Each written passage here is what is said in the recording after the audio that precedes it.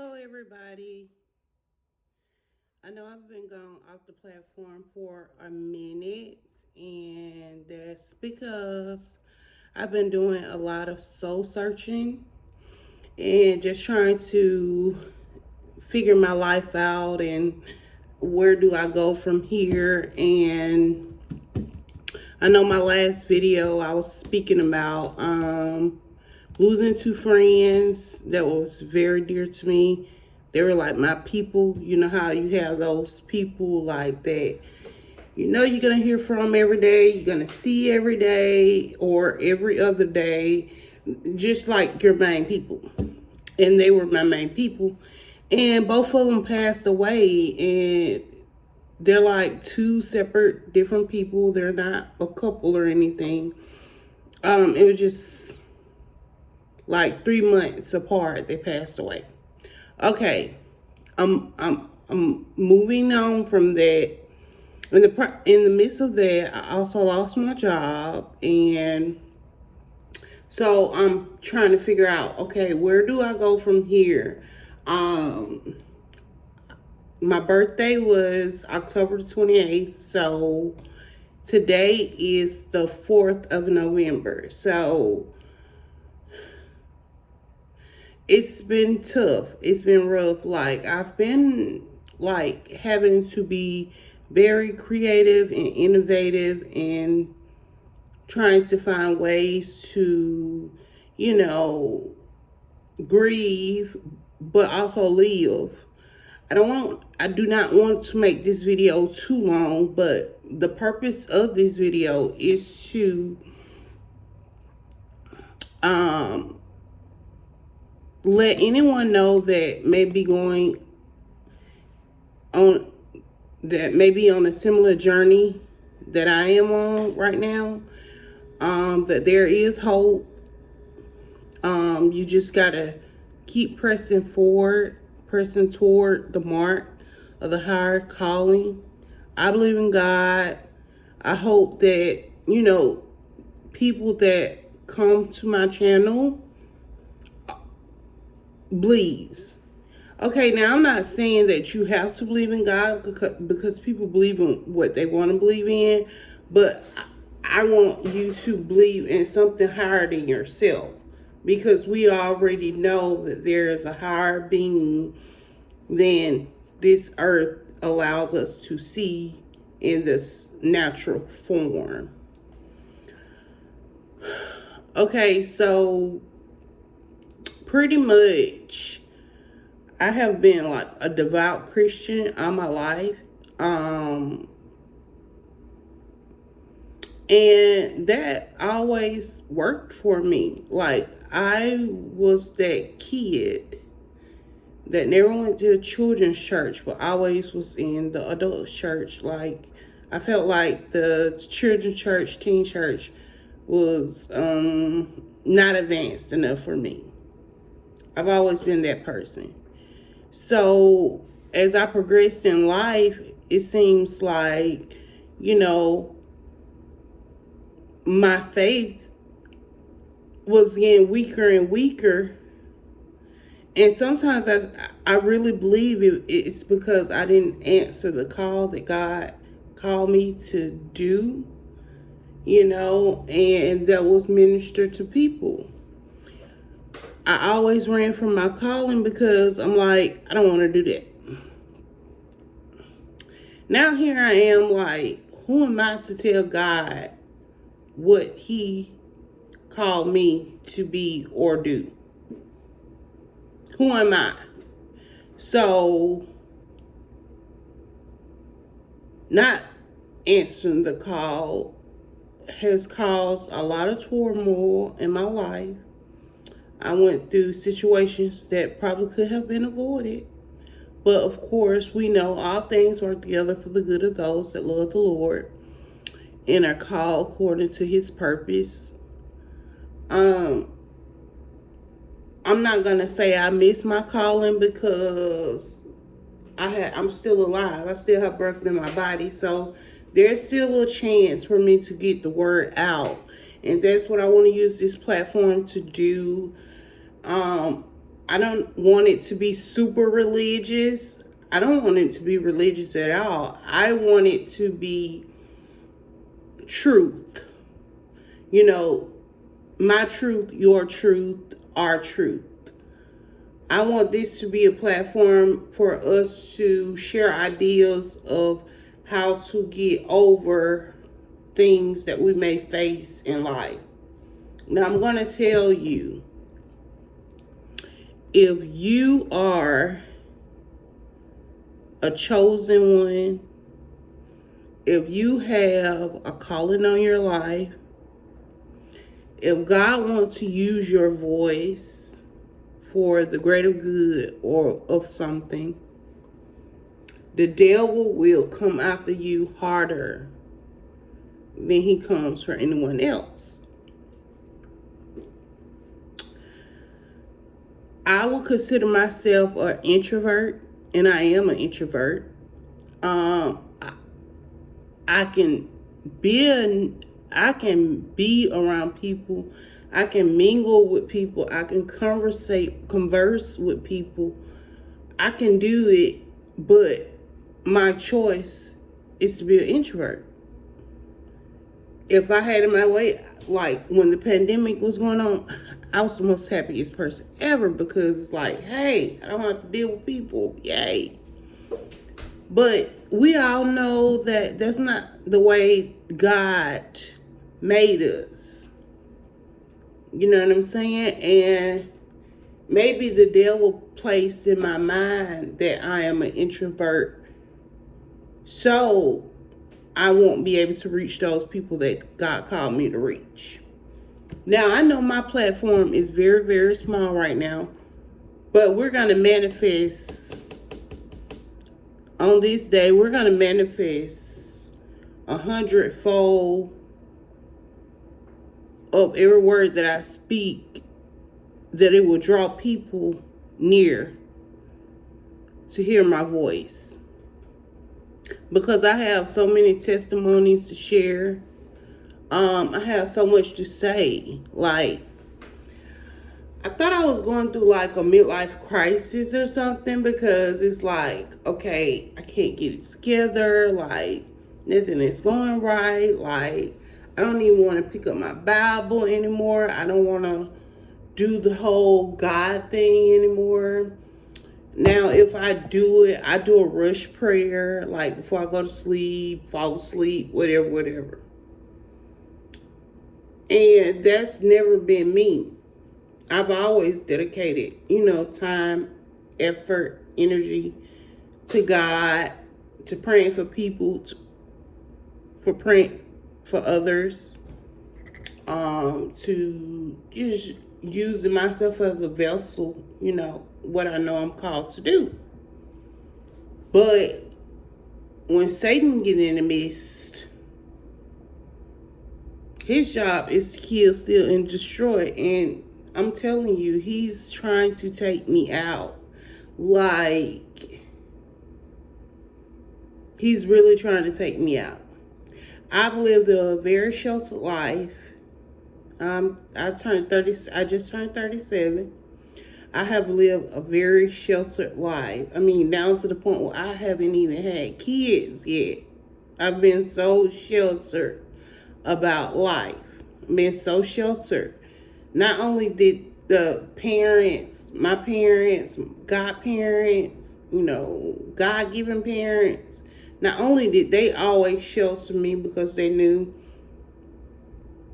that I was special, I had a special calling upon my life, but when I became an adult, I sheltered myself. And when things out of the ordinary start happening, I said, oh, this is Satan. This is Satan. He is really trying to destroy me. Like, all my life, I've been, like, placed in kind of crazy situations that, like, necessarily I didn't put myself in, but I just found myself in. And it just be so crazy how it happens. And then it also be so crazy how God brings me out better than I was before. You know, this scar on my face, this is a whole testimony within itself. I mean, it's just been so much. I mean, battle after battle I face. You know, pretty much at one time with one of my friends, that the one that passed away, like, I dedicated myself to her. She was my elder. You know, she really didn't have anybody there for her. So I like took charge and like, you know, did what I could do to make her life better. I mean, that means I was at doctor's appointments, everything, you name it. So I have, you know, I'm not going to say paid my debts to society, because I'm still alive and there's still more work to be done. But I like to give back. Things that were given to me, I like to make myself available so I can give it to the next person. So I know my voice is very country. We get that. I'm from Alabama, so I am very country. I know that already. And I talk slow on top of all of that. So I know that as well. But if you don't pay attention to what I'm looking like, what I got on, because I'm going to tell you right now, I'm not on this platform with the Gucci bag, the Gucci slides, and you know what I'm saying? We have enough of that on this platform already. I'm here solely to be a voice for God.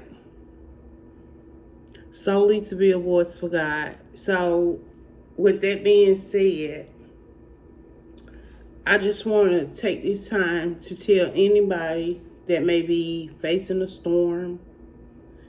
I don't care how big, how small the storm may be, that it's not over until God says it's over. And if you're still alive, if you still have breath in your body, that means the race is still going. No matter how many times you fall. You know what? I saw this video of a race. Some female athletes racing. One of the athletes literally fell during the race. Got back up, and won the race. And you know what that let me know right there? The race is not given to the swift.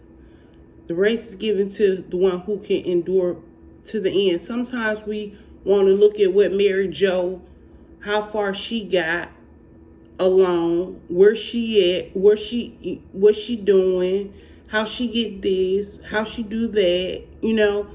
Why I can't do this, why I can't do that, why I can't be like Mary Jo? Because God ain't called you to be Mary Jo. He didn't name you Mary Jo.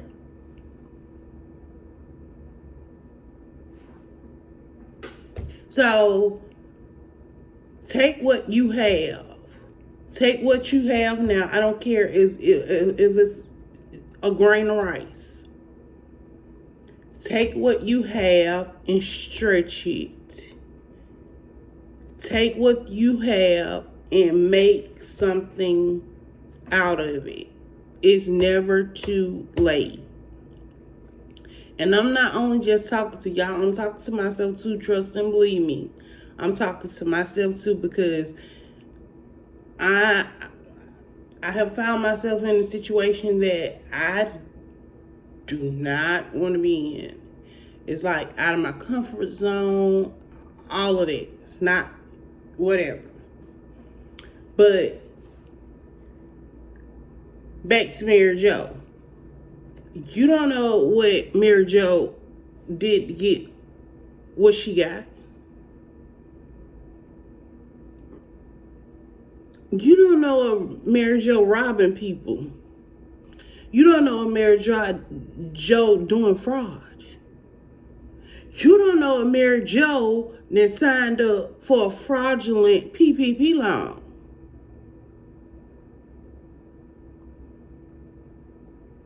But here you are worried about Mary Jo. And Mary Jo could be facing 5 to 10 years in the penitentiary. Okay, I don't know a Mary Jo. I'm just using that name for reference. So let's not focus on, what other people have, because people can make things look so good on social media and really they're broken.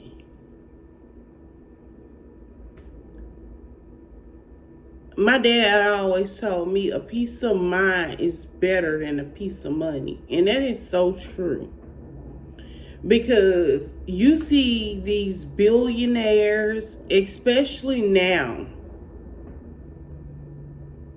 since this year has become the year of exposing, you see these billionaires, these celebrities, these main channel YouTubers, YouTube couples, you see them being exposed. They have been being exposed the whole 2020 and 2021. I don't like to name call, but let's take Ellen for example. Ellen is allegedly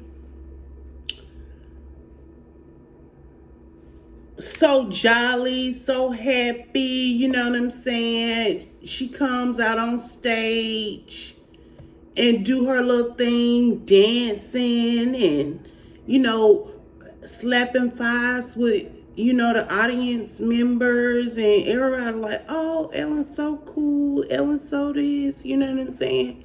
She getting her shimmy on, she dancing, she got her little African American DJ playing her some little beats, you know what I'm saying?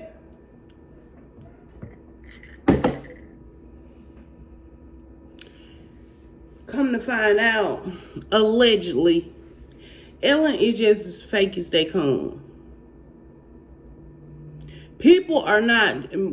Multiple people are not going to come and just say the same thing about you and it not have some form of truth to it. Ellen is really a mean-spirited person, just like most of Hollywood. They're actors, actresses, they're performers. That's what they do. They put on. And when it's time to be relevant in real life, they don't know how to do that because they so used to putting on a facade.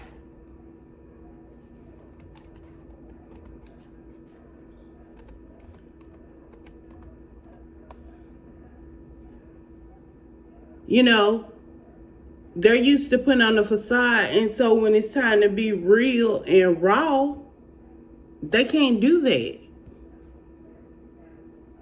Yeah, I would like to have Ellen money, because my vision with Ellen money would be, so much different than what Ellen actually does with her money. Hold on one second. I know y'all hear that playing in the background, but let's just...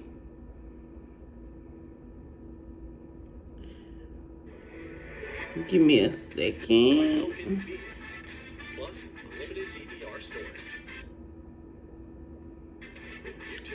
But yeah, and I just use Ellen as an example, but that is mostly Hollywood.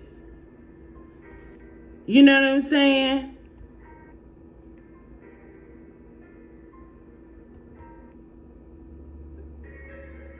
This is mostly Hollywood. And here's Ellen. Here's Ellen coming out.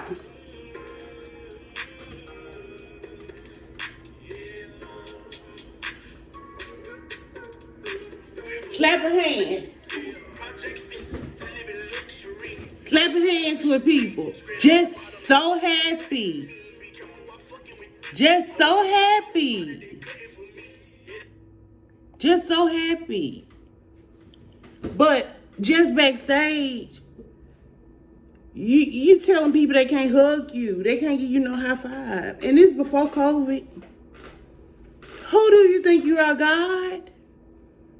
No. It's time to expose these fake folks. And you know what? It's okay because God got my back. God got my back. And I'm not just talking about Hollywood. I'm talking about the fakeness just in general. It seems like fake has become the new norm. Like, don't nobody want to be themselves anymore. Like in the 90s, yeah, it was hard growing up in the 90s. It was hard. It was tumultuous, to say the least. Growing up in the 90s, and I know people like, what? It was great. Like, had great music. You know, everybody was a lot more polite and parents actually cared, yeah, to an extent. Parents back in the 80s, 90s, I'm sure since the 60s, they took their slave mentality that had been passed along to them to rear their children. They reared their children, us 60s, 80s, 90s, 2000 back kids. They used the slave mentality to raise us. And that could be because they didn't know any better. Or it could be because they didn't want to know any better. Because I'm not going to lie, my girl Oprah put them on. My mama said, and watch Oprah every day. What is you learning? I learned more from Oprah as a kid.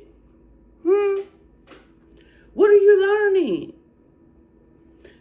Is it that you just want to see what Oprah wearing or listen to the gospel? The gossip? No. Oprah trying to save us kids from getting beat up at home with the lashes and the whips. Like, I mean,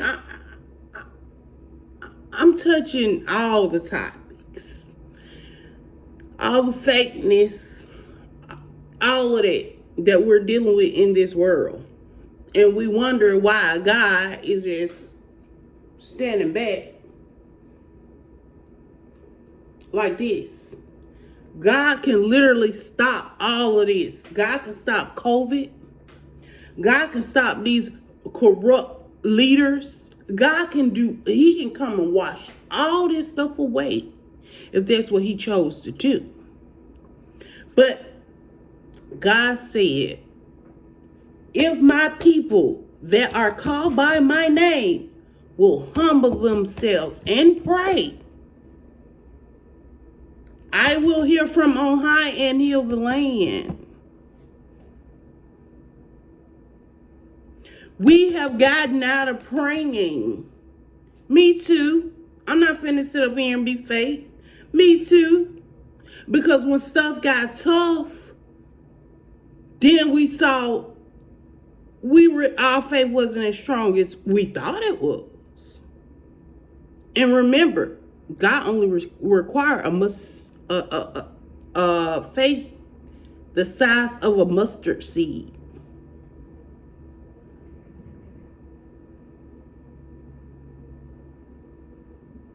But when things get hard, sometimes instead of pushing towards God, we move away from God. And I'm guilty. That's why I can sit here right now and say it. But it's time out for all of that, because guess what?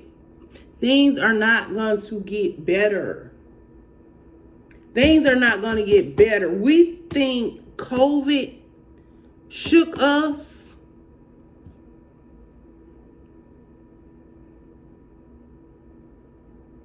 The Bible speaks of the famines in the land. And we can consider COVID like one, but we may have ran out of toilet paper, but for the most part, there were still resources. You know what I'm saying? They sent a little stimulus check for what that was worth. But they sent it. They had, people driving by, passing out food boxes. But when a real famine come upon us, when a real famine come upon us, we must be ready. We must be ready. That's why I'm trying to get myself together now, so I will be able to help others. It's utterly sad how many people that died due to COVID.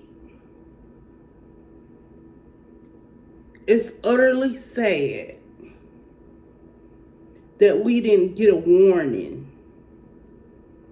in a timely fashion. We didn't even get an apology. Oh, your family member dead. COVID.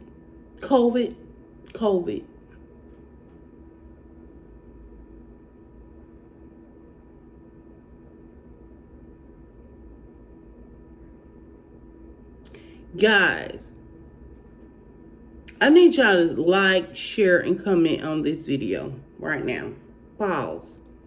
Like, comment, and share this video, because we're gonna get to the bottom of these. The people that are woke are ready for change. And we will be the ambassadors when the real famine comes. We'll be able to reach out and save those lost souls with sincerity. Now, a lot of churches close. Okay. Y'all want to, keep people safe during the COVID. Okay. I understand that. But you all still had an obligation.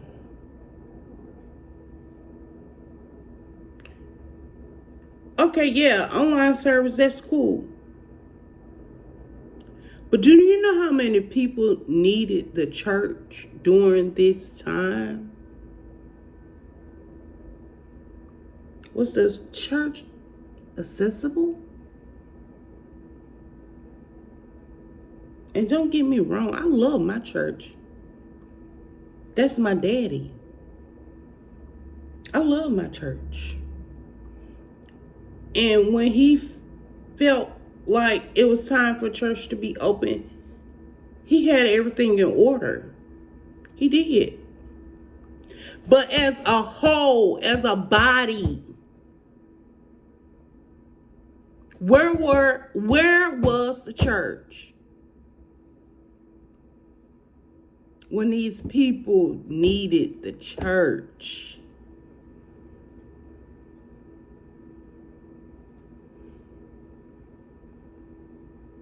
When people was losing a whole families, mom, dad, grandma, friends, cousins, brothers, sisters.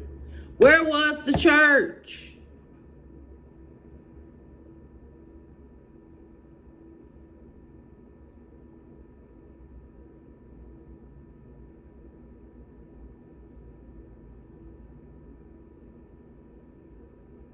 But we're the church, right?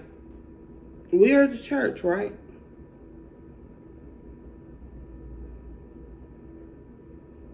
So therefore, that means we need to dig deeper within ourselves that call ourselves Christians. So the next time we're hit with something like this, we'll be ready.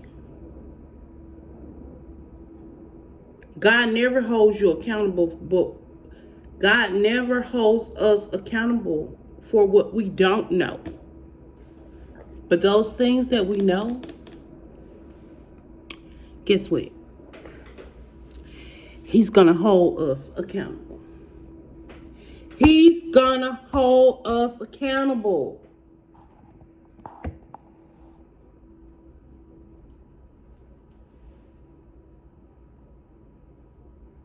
Me too. Because I was worried about self-preservation. What about me? What about me? What about me? I live by myself. I live by myself. I'm all alone.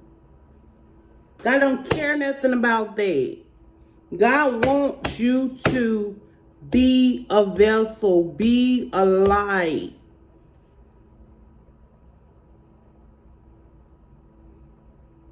So as of today,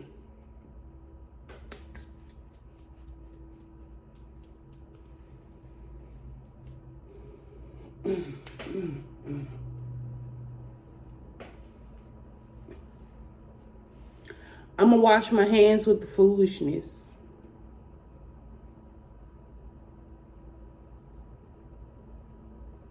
I wash my hands with the foolishness. Do I have anybody out there with me that is ready to wash their hands of the foolishness of from 2019, 2020, 2021, and whatever else you dealt with before those years? But those years was tough. It showed it showed you who you really was. It showed me I was a real punk. Basically, I cried more in those years probably than I cried my whole life. God told us if people are saved and born again, that they will see him. They will see his face when they leave this world. So celebrate. I didn't celebrate. I was torn apart. I didn't know what to do. I was disgusted. I was so disgusted to the point where I couldn't even seek God. Because I felt like you could have let my friend stay here. And why would you take one right after you done took another one?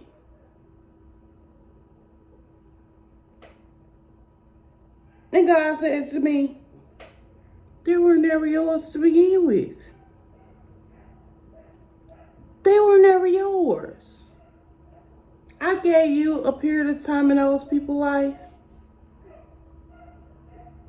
And what did you do with it?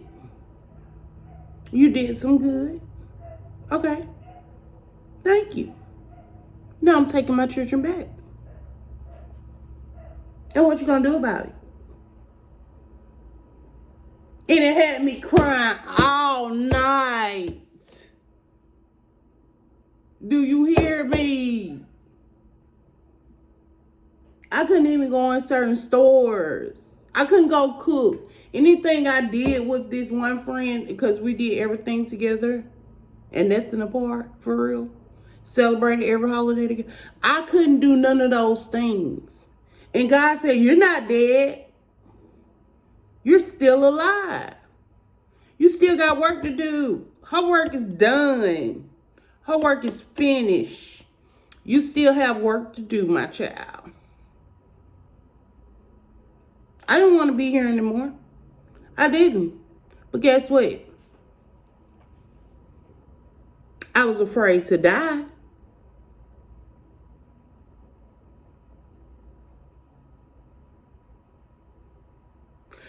I was scared to live and afraid to die.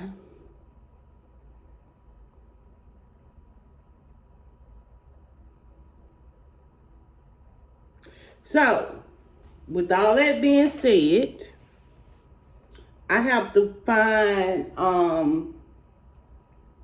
a schedule for me to upload. And hopefully I can start bringing people on the channel with me and getting different perspectives on it. When I reach the amount of people I can reach, I can go live. So, I can hear other people's perspective about the fakeness of everything. This just seems like everything is fake now. Friends, just everything. Politics, nothing is real. Nobody is genuine anymore. Guess what? When everything else changes, the only constant in my life is God. And guess what? He never leaves us. We leave him. Please like this video. Please leave a comment. Please subscribe to my channel. And let's brighten the corner where we are. I love you all for free. And that's that on it. Until we meet again, y'all have a blessed day, a blessed week. Love you.